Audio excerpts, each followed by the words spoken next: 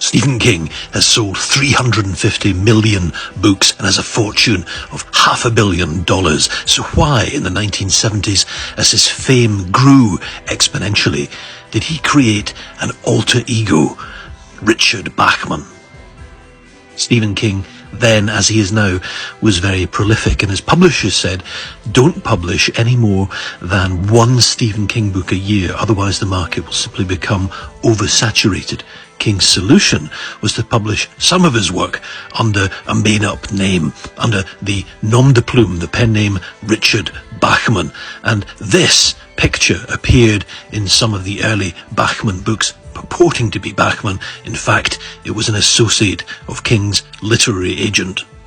Now, some of the Bachman books were much more visceral and violent than King's other work, including Rage, about a high school massacre. Now, King allowed this title to fall out of print because he feared copycat incidents. But there was another reason for the creation of Richard Bachman. King was fascinated by the question of whether his success could be explained by talent or simply luck. Bachman was part of an experiment to determine the answer to that question.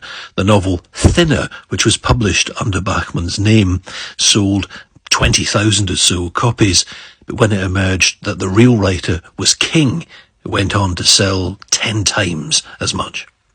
King made up a whole story for Bachman, a life story, and the name came from the pseudonym used by the prolific author Donald E. Westlake. He used the name Richard Stark as a pseudonym. The surname was made up by King on the spot, and it came from the Canadian rock band Bachman Turner Overdrive. King was outed as Richard Bachman in 1985 when Steve Brown, a Washington, D.C. bookstore clerk, noted similarities in the writing style between King and Bachman. Brown contacted King, who said that Brown should write an article about it and allow himself to be interviewed. The secret was out. At the time, King was writing Misery, which he had intended to be published under the name Richard Bachman. In 1989, King wrote The Dark Half, which was his response to his outing. It's the story of an author who is terrorized by a psychopathic alter ego, a pseudonym come to life. Later, Publicity Dispatches announced the unfortunate death of Richard Bachman in late 1985. The cause was cancer of the pseudonym. 1996, The Regulators by Bachman was published. We were told that the manuscript had been found among his papers by his widow.